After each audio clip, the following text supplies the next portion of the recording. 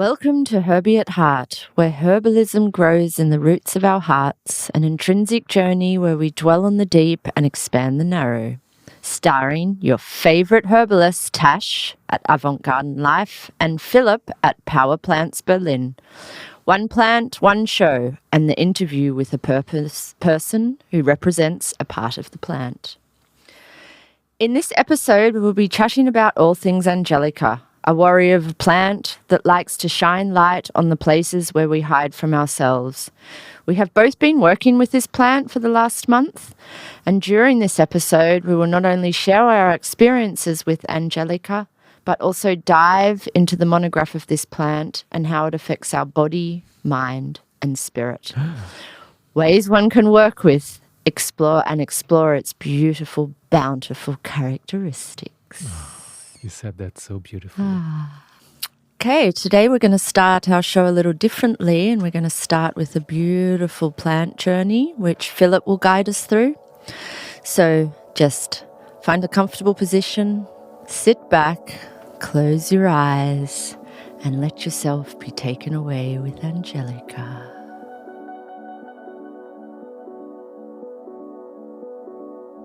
In the heart of the untouched wilderness, where the air thrums with the pulse of creation, there exists a plant that is no more greenery. It is a celestial presence embodied in the realm of flora. Angelica Archangelica, known as the angel's herb, it's known to be the divine envoy of light descending from the heavens to walk among the earthly plane. In a time when the wheel between the heavens and earth was thinner, the world was gripped by a great plague, a scourge that darkened the hearts of humankind. The archangels, forever watchful over mortal realms, saw the suffering and resolved to intervene. From the celestial heights, they bestowed upon humanity a divine creation, Angelica Archangelica, the herb of light and protection. Legend tells of a monk who, lost in prayer, was visited by an archangel cloaked in radiant glory. In the dream, the angel held a flowering staff, its blossoms glowing with ethereal light. The angel spoke, "This plant is a gift from the heavens. Let it take root in your world, for it will guard against the darkness and restore balance to those in need." Upon awakening, the monk found the seeds of Angelica at his side, glistening like dew touched by starlight. He sowed them into the earth, and the plant flourished as if kissed by the sun itself. It is said that Angelica blooms in harmony with the archangelic calendar, its flowers reaching their zenith around the feast of Saint Michael, the celestial protector. This alignment deepened its association with divine intervention, making it a sacred talisman against illness and malevolent forces. In rituals, Angelica's leaves and roots were burned, their smoke a bridge between the mortal and the celestial, warding off evil spirits and carrying prayers skyward. Her leaves are said to carry the wisdom of the skies, her roots the strength of the earth, and her blossoms the purity of celestial fire. She whispers to those who listen, her soft voice a hymn of renewal. To stand in her presence is to feel the breath of an angel, the promise that even in the darkest moments, light will always return. Angelica Archangelica is not merely a plant. She is a guardian spirit, a herald of life's resilience. She walks among us, silent and steadfast, her mission eternal, to remind us of the luminous thread that binds all creation, and to light our way home to the stars.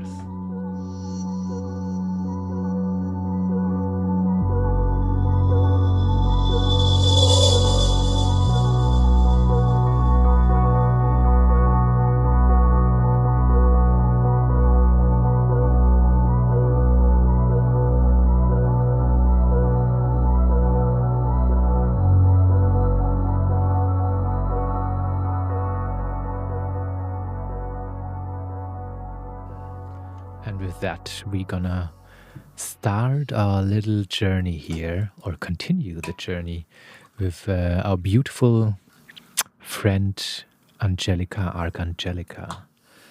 A plant that has a special meaning to me. It's a friend, it's a supporter, it's what you would maybe call a familiar in the plant world. It's a entity that supports me and that I like to work with. Your plant spirit? Yeah, it's not a spirit. I would say we call it Verbündeter in German. It's like a friend. You know, it's like somebody that is plant ally, we say in Yes, it's an English. ally. That's what we call them, plant allies. Yeah, okay, yeah, he's an ally, she's an ally. They. They really transcend gender, which is quite interesting. Yeah. Like angels also do. True. Yeah, also when you see them in churches, there can be like female, they can be small children, they can be just creatures made of ice. It's like really weird in Christian Very culture. androgynous. Yeah. Anyway, this plant came to me in a vision 2019, being in the shower, or 2020, I think, actually during COVID Oh, in times. the shower of all places. Yes, in the shower. I was showering, closing my eyes, and I had a vision of this plant, and I knew what it was and the name, but I have never worked with it before. So then I started looking for it outside in the wilderness for months, and I couldn't find it until half a year later. I went to a foraging workshop, and a person showed me where to find it. And this is why you should always visit foraging workshops, because there's always something to learn, even if you think you know what you're doing. Especially with this plant family. Yeah. So it's a very interesting plant. It's a very powerful plant. As we just learned, connecting the celestial heights, the sky, the angelic side to this ground, to this earth, bringing light to the planet, and not just in a biblical sense, but actually helping with like anxiety and things like that. So yeah. Yeah, I mean, we've both been, so Philip's got quite a deeper connection as one can with different plants. We can connect deeper, and with others not so deep. And with some plants, I've learned with Angelica is you can also clash with plants. And Angelica is a little bit like that for me. The first time I ever took it was inwardly, was a tincture that I had made myself when me and Philip had been foraging, and we picked her up. And I made quite a full-on tincture, and I took quite high doses of it. This is quite a while ago, and my system did not work well at all. You know, she's quite stimulating, fiery, movement. There's a lot of movement involved there, and that's everything that I am. And it's almost like putting fire on fire. But what I have learned through this month of ingesting her, so I did ingest her again, and I took some larger doses, I took smaller doses, we both chewed her root, I made some ferments, I rubbed her on my body, I did all sorts of things to see if I was getting the same response from it. And what I did learn about it is that this light shining, which Philip has referred to, this was something that actually came to me the other day, actually, really, is that this light shining is almost shines on the things which you are unaware of and which you are pushing away. Whether it's illness, whether it's like a physical, mental or soul aspect, it can be anything. And Philip did tell me that, and it was very funny the last time we did the show, and I said, oh, I'm a bit scared of Angelica. And what did Philly say to me is, what is it that you don't want to see? And I really learnt that about her, I have to say, last week first. So it's taken me almost the whole month to realize that, oh, she's really brought some stuff to light, which, I probably was pushing to the side. But even in saying that, we still, in German we say, wir reiben uns aufeinander. We kind of rub each other up the wrong way. And, I have a high respect for her. She demands respect. And she, really throws you into the light, into your bullshit, and then leaves you to deal with it. And I think there's a magic in that, because you can't always have everyone holding your hand. And I think that's what I've learned a bit from her this last month. Is like, here's your shit. You deal with it. You can do it. You're strong enough. Come on. But then she's like, now my hands are off. It's a little bit like an acid trip. It's like, it's not very, it's very straight and not very kind. That was my experience. Yeah. I related her a lot, interestingly enough. One of the first doses I took on the first day when we started working with her to ayahuasca. Oh, yeah, interesting. This idea of like, that's a really good sentence, which you just said. Yeah. I wouldn't call her not kind, because it's not a right thing to say about her, I would say, because I had a very intense experience, for example, during COVID time, where I was in a fever delir, like 41 degrees above, like really, really high up there. And like she was in the room, the presence was just there working with me, and it was a very, very mystical experience that I never experienced with a plant before in that intense ways. And I agree what we were talking about is a very important aspect is this shadow work that she can help us with. And that's what's happening if we shine light on certain shadow aspects of ourselves. It's not a comfortable thing. It is never comfortable. No. As much as you are kind about it, it's never comfortable. It will hurt. It will be a bit painful, but it's all worth it, because we are finding aspects about ourselves to help us grow and get to a next level of consciousness, to whatever the process is that you're dealing with at the moment. Yeah, and she's been a really... it's been a really good plant for that. However, as Philip said, however hard it is, and she's amazing. The plant's amazing for stagnation in general, also in the system, like to opening up stagnation in all different parts, from digestion to lungs to even issues that you're not dealing with in a way that are stagnating in your life. I think you could think of Angelica. There is other plants, but she's a good one to use. Are you laughing at me because I'm saying it in the German? No, I'm not.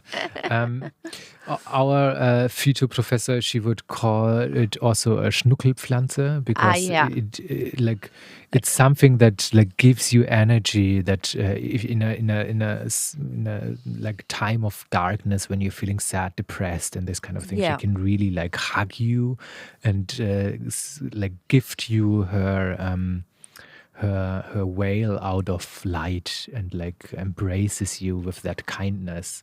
And it's a very strong feeling that she has. And very interestingly, it's like that our professor told us that she's never using Angelica for children, because they don't really need it. Like they don't need this kind of light, because they still have it in them. Yeah, the only time is like when they're really having hardcore nightmares or something traumatic happened. But normally children don't need this kind of plant, which says a lot about the plant. Also, again, reflection on that stagnation thing, because little kids, they shouldn't be having stagnation in their systems generally, or in their spirits. That was really what came out for me, this like shining the light on the on these darker, no, not even dark. I don't even think it's a darker things. I just think on places that we're turning away from. I think that's a really beautiful way of looking at it, that we sometimes turn away from areas of ourselves, and she almost turns you back to them. It's almost like, come on, Have a look at yourself. have a look, turn around to the left. There's something there for you to have a little look at, or bringing even stuff up in you, in your system, which you're unaware that's there. Yeah, that's true. So, yeah, and one interesting part is that she's not actually just a light bringer in a mystical sense that we are talking about, or even in a psychological treatment. Also, if you look at it from a scientific side, if you look at the contents of the plants, they have these fumaro coumarine that are making that are light toxic. So it's a little bit like hypericum, photosensitivity. Yeah. So when you work with it on your skin, you have to be a little bit careful to directly go into the sun, because you are way more sensitive to UV. I don't know. UV. The UV. Thank more you. sensitive to the UV. Yeah, and so it's already in the signature of the plant, but it's also, you can really find it in the contents and the chemical compounds of the plant. Yeah, and talking a little bit more deeply about the actual plant itself and what it's doing to us. Just a little note on, if you are going to be collecting it and working with the plant, it's in the carrot family, which has some of the most poisonous plants in it. So the Apiaceae. So just be wary that if you are collecting it, please, please, please do it with someone that knows their information, knows the plant. There are some like absolute deadly plants in that family. Yeah. And if you don't know what they look like, you can pick the wrong one and only taste it once. Yeah. And that's would be sad. You wouldn't want to taste conium instead of Angelica, because she has a beautiful taste. Once you find her and you are able to recognize her and identify her 100% for the right plant that she is. There's two different kinds that are growing in Germany. One of them is the Angelica Archangelica, which you're going to find mostly in northern Germany because of the temperature, and it likes to be very close to water. In Berlin, for example, you can find her around Wannsee and Havel or im Spreebogen. And she grows quite a lot if you know where to look. Yeah. I was just foraging her a few weeks ago at Wannsee or at the Havel there, and I was very surprised. There were hundreds of plants. I was like, wow. It's in the last years, I often go there just to check her out and to have a little chat. And there's more coming. There's Have you? more and more. Interesting. This year is very strong plant, a very strong year for her, which is very interesting. So, especially if you look what's going on in the world, the stagnation and the darkness that's been, the stuff that needs to be looked at. Yeah, there's a saying in the herbalists field that once a plant is growing more and more, she is in need, the world is in need of the plant. Yeah, that's... So that's the one thing. The other one is the Angelica sylvestris, which is also growing in the south of Germany or like all over Europe. The whole plant is growing all over Europe. And you can find her in the forest, but she's smaller. She's not as powerful as the Archangelica. And they use it in Chinese medicine as well, which we won't go that much into, but because we're talking more on this show about local, regional, and not always, but one's the Western herbalism, but it's the Donwai for people who are using Chinese medicine or are interested in it. They're using it. And it's a yin stabilizing plant. So for yin deficiency, which is when we need more movement. Mm-hmm. If you've got, she's very hot. She's quite warm. I found her really, really hot when I was taking her. Like, she really heated my already hot system, and I could only take smaller doses in the end. Yeah. For your type, you have to be careful. I'm not that. Sometimes I am a hot type, but if you are in the Ayurvedic or Chinese sense, more like a watery or with low body temperature, this could be a right plant for you. Yeah. I mean, one beautiful thing about her, she's super tall.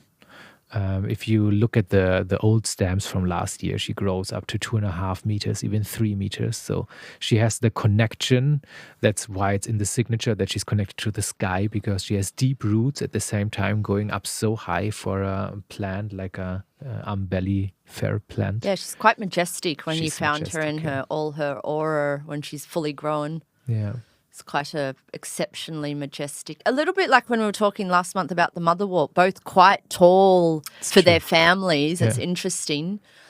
These tall plants, which are normally not always that high within the family. Yeah, she's also ruled by Venus, which funnily enough, I was at a full moon event yesterday and learning more and more and more about where the moon's sitting and astrology, because I love medical astrology. And we are in the Venus. It was the Taurus full moon, which is ruled by Venus. So it's funny, or it just was the last full moon. So it's funny, we're kind of in this Venus-y energy the last week. Yeah, that fits. Fits to our Angelica. She's very green, whitish, and the stem, there's like a little purple connection to it, where how you often find it with these umbelli or apiacea, that they have like a purple touch when it goes down at their stem connecting to their roots.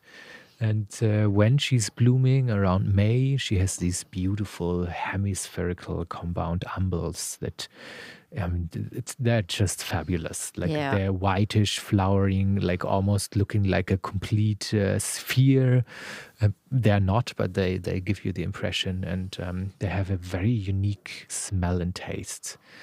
It's hard to describe. Kind of soapy. It's kind of soapy celery. Yeah, it's a bit like a celery. Some people even call it wild celery. Yeah, but it's really not No. at the same time. You know what it reminds me of? It reminds me of like a soapy celiac.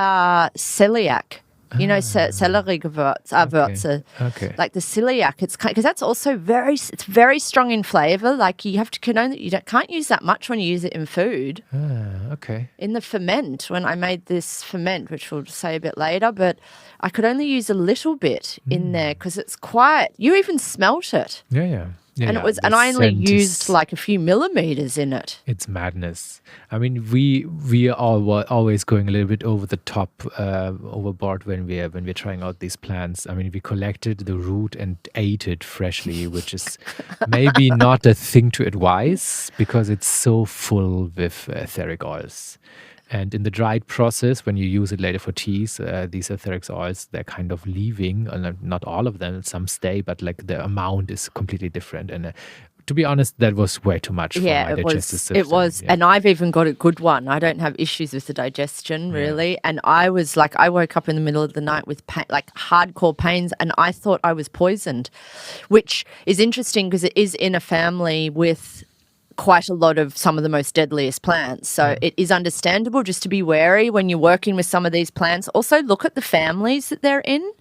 That can give you a lot of information at perhaps some of the essence that is in it that we may need to watch out about. And both me and Philip tried it at the same night, and we were not in a good state, either one of us. And I think that took me days to recover from that. Same, yeah. It was. And also at the same time, it's a very nice indicator of what it can do, because it's always die Menge macht das Gift. The amount makes the poison. Can you say that? Okay. Yeah, we say it in English too. Okay. So when we look at the official... The dose makes the poison. The dose makes the poison, okay.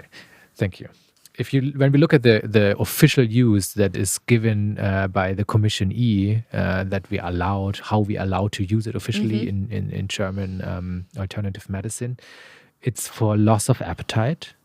It's for dyspeptic complaints such as mild gastrointestinal cramps, fullness, and bloating. And this is actually what happens if you ingest the plant in a higher dose than what we were doing. It's exactly what happened to our body. Yeah. So the moment you are taking less and really reduce it to a small dose, or you use it dried in a tea, which is definitely a thing to advise, mixed with other plants, and made by somebody who know what they're doing, Yeah. because you would need some cooling plants to adjust the heat of the plant. So then it's very, very effective for these kind of complaints. Yeah, it can be amazing for some people. And because of its quite stimulating action, and it's got this very stimulating, energizing action. It is contraindicated in pregnancy. Yeah. So, and even I read some stuff about actually women who are trying to get pregnant. They do recommend perhaps not to use it. Of course, there are always cases, but as a general idea, just because it is so energizing and stimulating, and it does work on the uterus as well. So women, you can use it also for menstrual pains, and especially when there's stagnation within the uterus. And you might find that if you've got very clumpy mens or something. But then, as we always say, if you've got something going on, always please go see a professional, because it could be something that it might aggravate at the plants. We're always big fans of that. Yeah.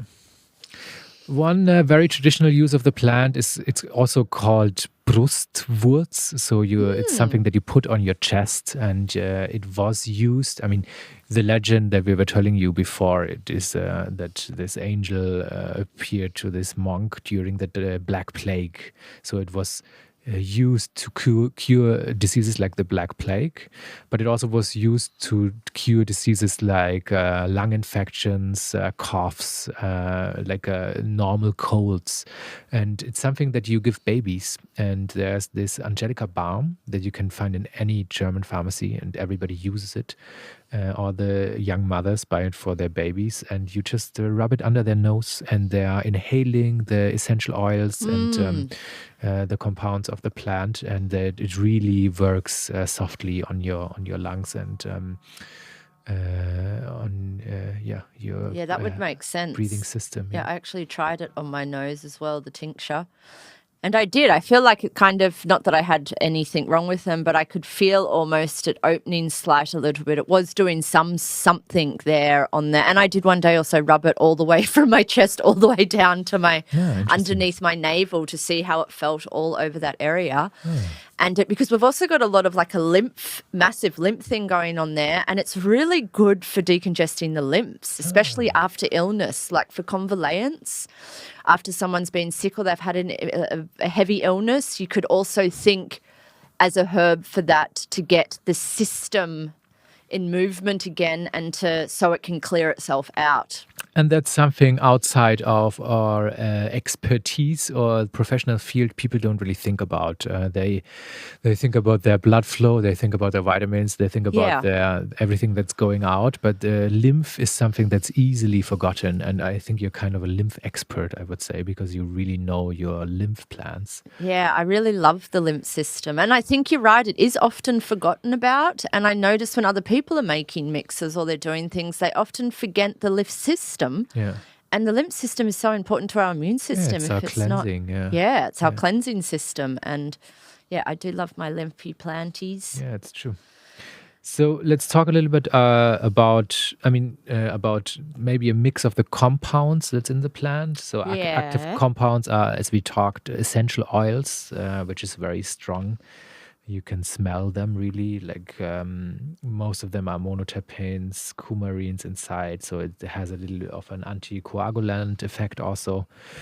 It is a bitter plant, so it has bitter compounds, Amara aromatica, so they are spasmolytic and helping with cramps. This is why you use it for these digestion issues.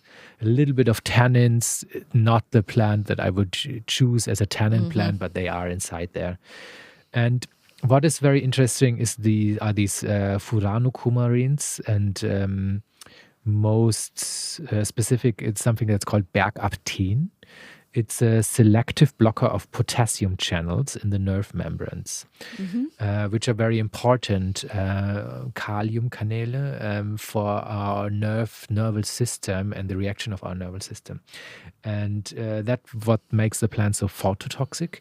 And this compound now is in research for MS, multiple sclerosis therapy, where you're losing basically the outside protection of your nerves, which are the fats around it, yeah, this fatty.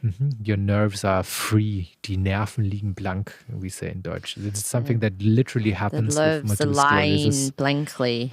Yeah, and naked in a way. Actually, they're lying naked there. Yeah, they're naked. Yeah, not they're covered with not protected anymore. Yeah. And so they are using this compound in research to actually work on the potassium channels to decrease like spontaneous nervous outrages, which is a very interesting field of this plant. But it's quite a new research. I think it's only in the last 10 years that they're taking interest in that. So, yeah.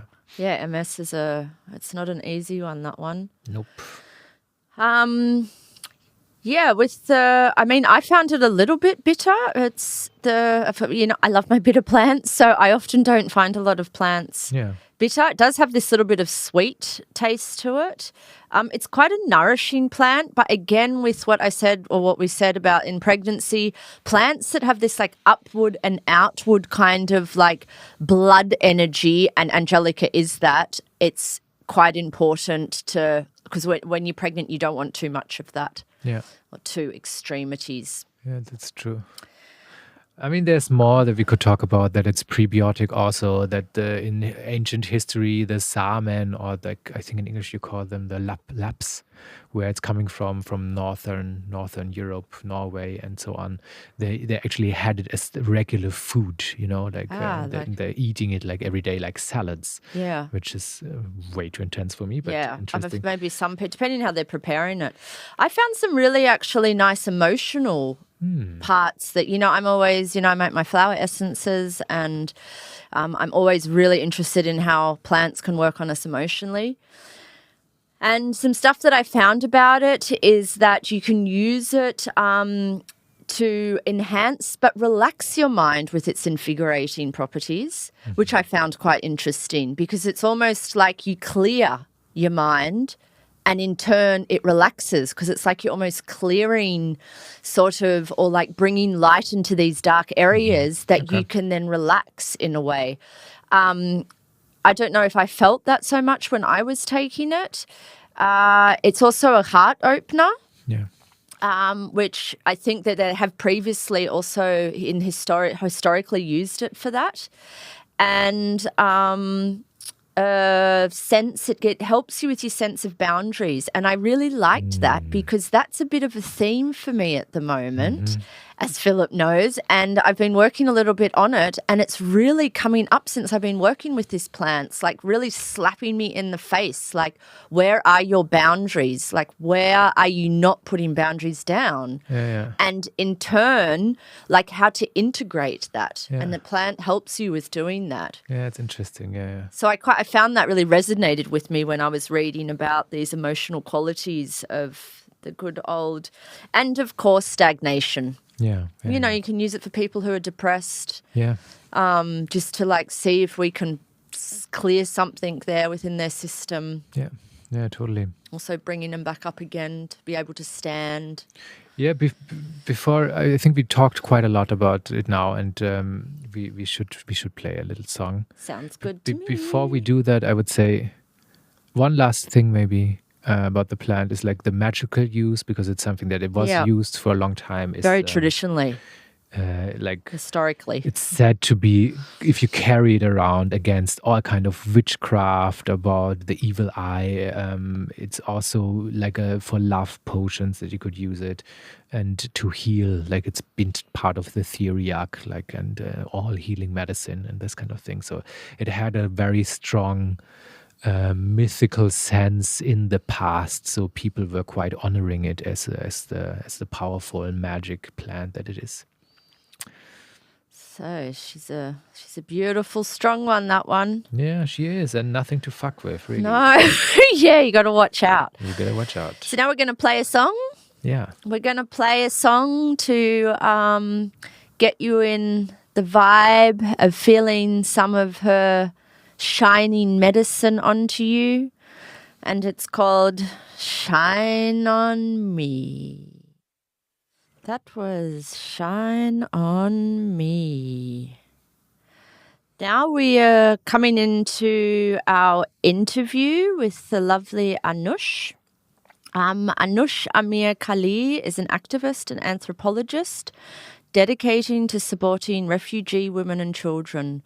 Born in Iran in 1977, she fled to Germany at the age of 8 due to the Iran-Iraq War. In 2015, after working with refugees on the Greek island of Lesbos, she founded the NGO Flamingo e.V., a network for refugee women and children. Since 2019, Flamingo has managed a transcultural community garden in Berlin-Neukölln, focused on medicinal herbs, trauma and grief. In 2022, Amir-Khalili was honoured with the Global Citizens Prize for her work with Flamingo e.V.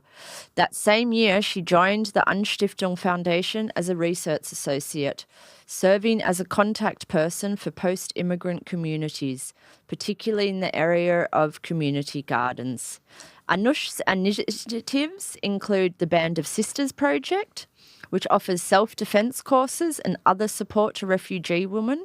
She's also involved in the Hevrîn Xelef, I hope I'm pronouncing that right, medicinal herb garden in Berlin-Neukölln, providing a space for refugee women to gather garden and find healing.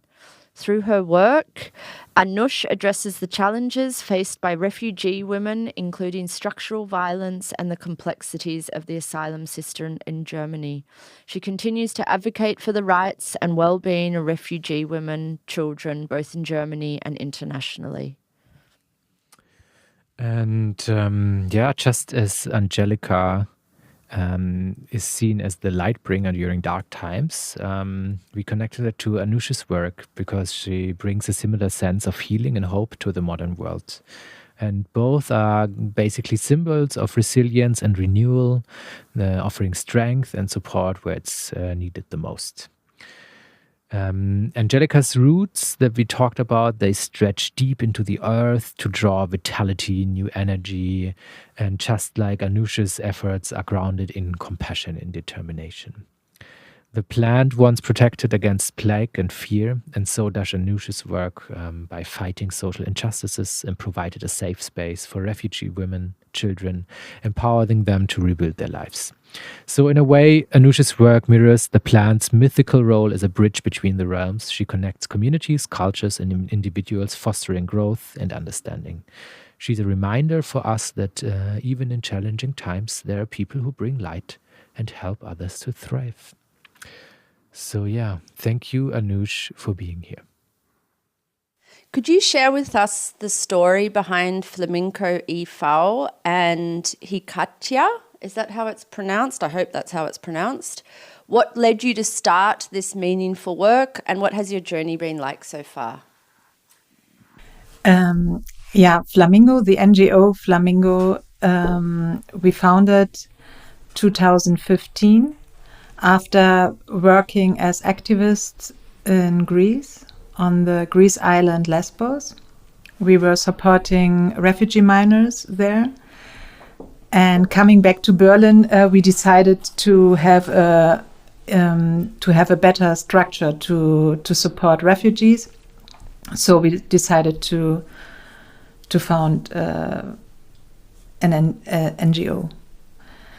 And the word is Hekayat. Sorry. Hekayat? Yeah. Thank you. And Hekayat is one of the new projects in our work. And Hekayat means story. And it's the meaning in many languages, like Farsi, Dari, and Arabic languages. They say Hekayat for storytelling. And this project started this year. It's about the wisdom that refugees, especially refugee women, are bringing with them in our part, it's Germany, and the wisdom about herbalism and about gardening, about the connection with nature. And we wanted to to build up a pharmacy, like an open, interactive pharmacy, where we can share the wisdom, where we can listen to the women who bring the wisdom with them from their homeland. And yeah, this is a new project. But Flamingo first had different projects. Yeah, you want to tell us a little bit about Flamingo, what you were doing there and what you're still doing? Yeah, when we founded the NGO, we started with a project for pregnant women, refugee women. We offered them places like apartments where they could stay for a while and getting birth. And we had an office, and since the beginning of Flamingo, we offered also counseling and asylum process, like every week, and with the project where the women were living and the project of counseling, there we had an office where many refugee women came in, and we were, of course, also offering other counseling, but mainly we spoke, of course, together. We offered something for the kids, and during the connecting, during the speaking with the women, a lot of women told us that they get very strong medicine without knowing what they get. It was always like a very strong antidepressiva and ibuprofen, but without telling them that also there are bad effects. And we recognized that, and also we recognized, because we asked mainly activists.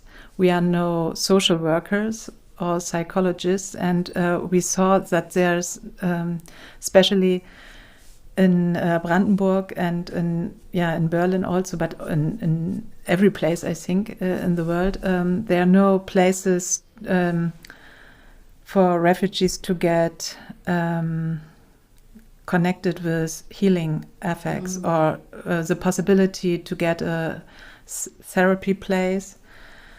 And that was the beginning of thinking about, okay, how can we think about places where it is possible just to be, to breathe, to get in contact with nature. So that was the starting of thinking about a community garden. Wow, that's super beautiful, yeah. What were the experiences with herbal medicine in working inside an NGO? And how has it shaped your approach and perspective in this work, in this field? Yeah, when we started, let me get a little step back again. We have also something like a sister partnership with the women village in North Syria, in Rojava, the women village called Jinwa. And they opened their village 2018. And we are in contact with them. We visited them. They visited us also. And we share also seeds and wisdom about herbs. And we wanted to offer, like them, when we started our community garden, it called Hevrîn Xelef in Berlin-Neukölln. We wanted to do it like the women village in Rojava, because they plant the herbs, speaking about the herbs, speaking with the herbs also, and sharing the medical wisdom about them from their grandmothers and grandfathers. And of course, it's different to do that kind of, I don't want to say work, that kind of, what can I say instead of work? I even don't know it in German. I'm so sorry. No problem. But okay, let me say work, that kind of work. We will do it with Yeah. air quotes. Yeah. Because there are different laws, of course, in Germany. We can't, but we also didn't want to work like saying to women, don't use these medicines, take only herbs. This is not our aim that we focused. We have the privilege that we have many medicines, doctors in our team who are in the background always, but they come to meetings or to if we have projects like counseling and herbs, they are always, we call them, that they join us, because it's very important for us that not only because of the law in Germany, but also for our feeling. But these doctors are always working in an holistic way. So this is also a privilege, because this is what I wish for all people, that they can go to a doctor and that they have the chance also to hear about alternative medicine. Just to hear about this is also possible. You can try it also like that, or what is wrong? How can it come that you have so hard stomach pain? What you know what I mean? That yeah. And our doctors are working like that, so it's a very, very positive way. Beautiful. You're creating something that many natural practitioners are trying to do, to be able to work with natural medicine and doctors together. I think that's really special, actually, that you're managing to do that with your project. Because our show is always about a plant, and we have Angelica for this show, we would just like to know that if you have used it yourself, if you have it growing in the garden, do you know about this plant? Is there anything you'd like to share about it? I only used it, I think, once when I was a little bit younger. I get it against stomach hurts, but only the seeds. I hope that was right. This is my only remembering in practicing with that herb. But I think for me every plant has, like the Angelica plant has the magic offer to heal different symptoms. And but I'm sorry, I don't have more experience with Angelica, but I'm sure we will try to plant it next year in our Hevrîn Xelef garden. And yeah, that would be amazing. Would be amazing to know that it grows more in the area. I think it also, the presence is just a blessing for the surrounding. Okay, maybe you could tell us a little bit more about Hekayat. Was it right this time? Okay, Hekayat. The pharmacy, and how people can be a part of that, how people can help, support, or participate. Hekayat, the beginning of the idea was, I was working with women from Afghanistan in our Hevrîn Xelef healing garden, and she was the first time there, and she started to remember she started to remembering of her homeland, and of to remember good feelings also, and she was like giving me a workshop with all she saw, and we touched every herb, and we were walking in the garden. And after I think after 40 minutes or 1 hour, I asked her, could you offer us a workshop? It's so fantastic. You know everything. And she said, no, never. I can't offer any workshop.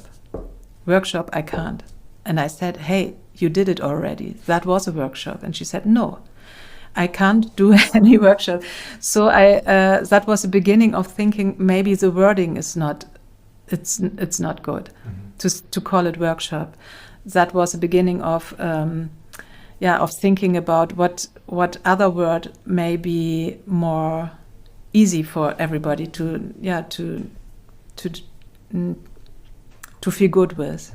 So Hekayat is like I said, it's storytelling, and it's and then I asked her, okay, maybe we can do a Hekayat together with other women, and the other women can also do a Hekayat about their wisdom of special herbs. And she said yes. Wow. So we called the project Hekayat.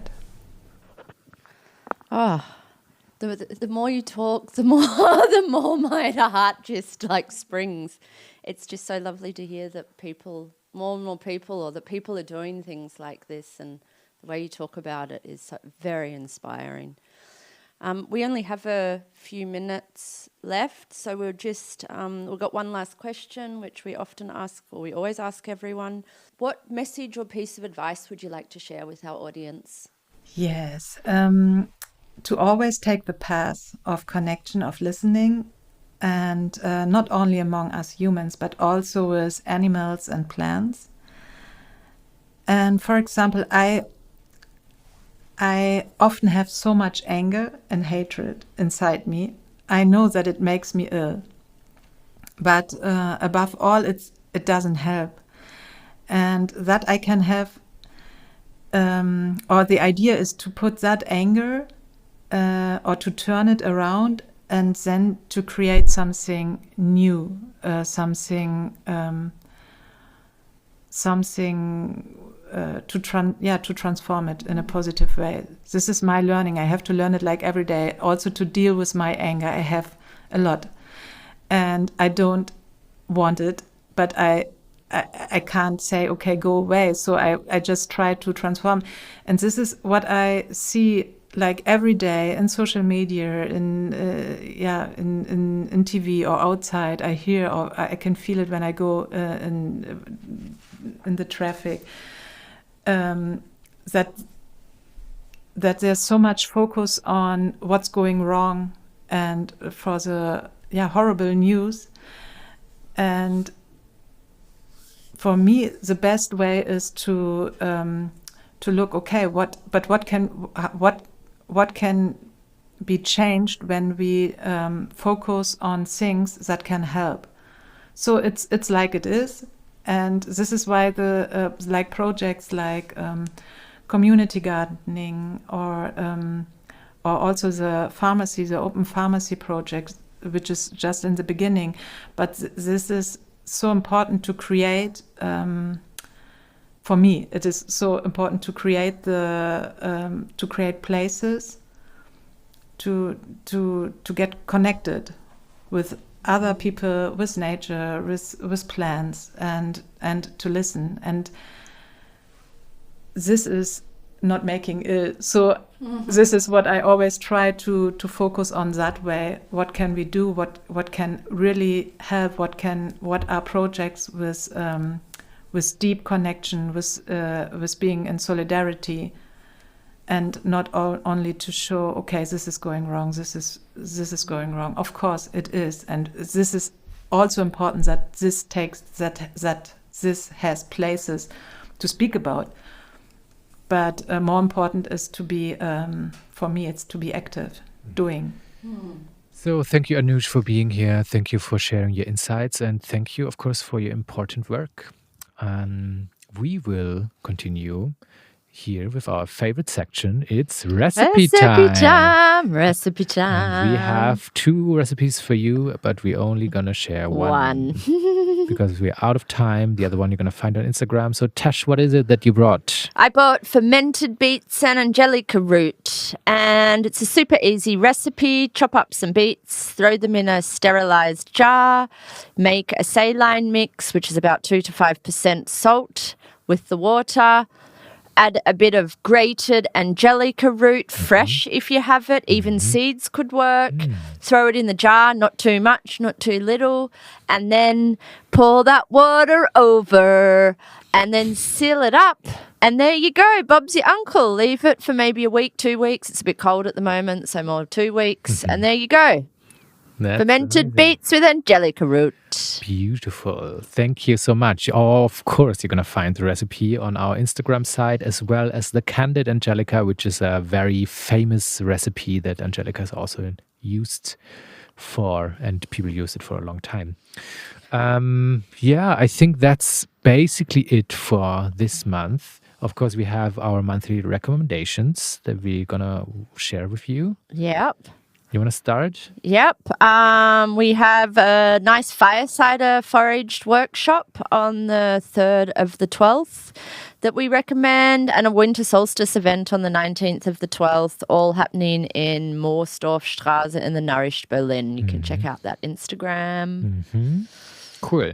And also there's a homeopathy workshop about acute diseases. Next one is going to be on the 5th of December at Imbaum, Berlin in Schöneberg at Belziger Straße.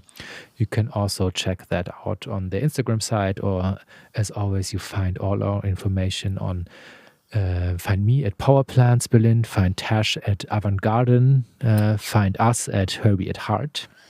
Yep, and if you ever have any questions, write us a message. Write us a message if you are looking for one-at-one sessions, face-to-face. If you have any diseases, find us in our praxis at Mommsenstraße in Charlottenburg. This is something we offer there. And stay healthy during this winterish fall time, whatever it is at the moment. And we will see you next month. Yeah, that was us. What are we? We are Herbal at Heart, Herbal by Nature.